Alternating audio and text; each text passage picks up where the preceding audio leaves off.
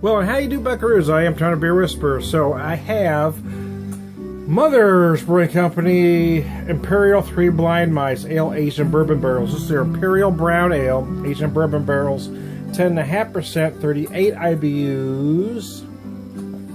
Let me put the bottle down here. Got my fake fireplace in the background. Can you see that?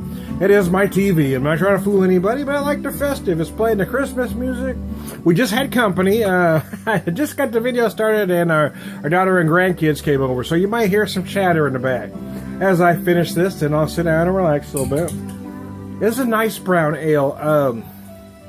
Very rich. I personally get a lot of toffee-like notes out of it, especially with those bourbon barrel, with that bourbon barrel influence, I should say.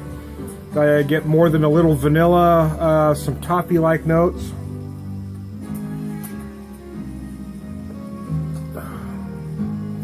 Get more just a little oak too. It's funny. I love these beers because they're different from year to year. So much is mentioned about macros being consistent, and a lot of folks want to apply that to craft beer.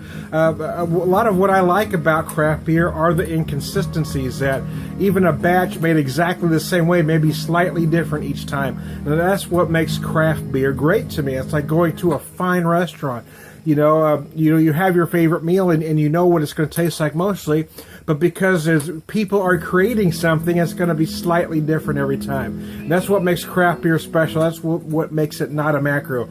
If you want something that tastes the same way every time, buy your cheap macro products. Go to a cheap fast food place. But if you want an artisan product, it's going to be a little different every time. And that's what I like a beer like this, as opposed to that macro that people want to stand in line for.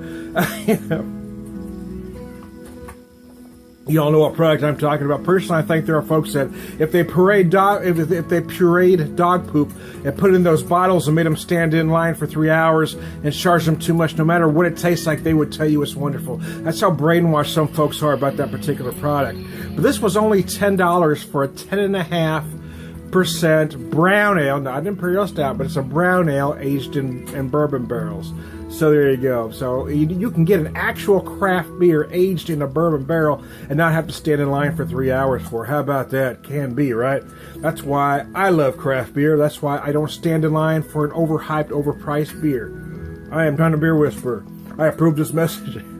No, I'm not done. I usually throw that at the end, but I do my rant early on. I love Mothers. I like the way they kind of experiment. I'm going to be honest, not everything they do is a home run. Not everything anybody does is a home run. But I like the fact that they're a brewery that does swing for the fences rather than just play it safe for adequate craft beer. And in my opinion, this beer is a home run. It does everything right. It is that great big Imperial Brown Ale. The bourbon barrel really helps bring out those natural brown notes, brown ale notes is what I meant to say.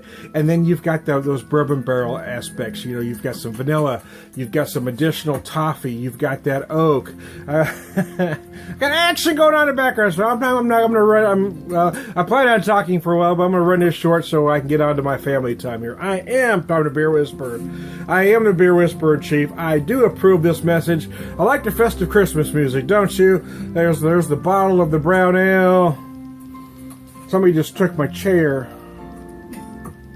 I gotta go. I'll talk to you later.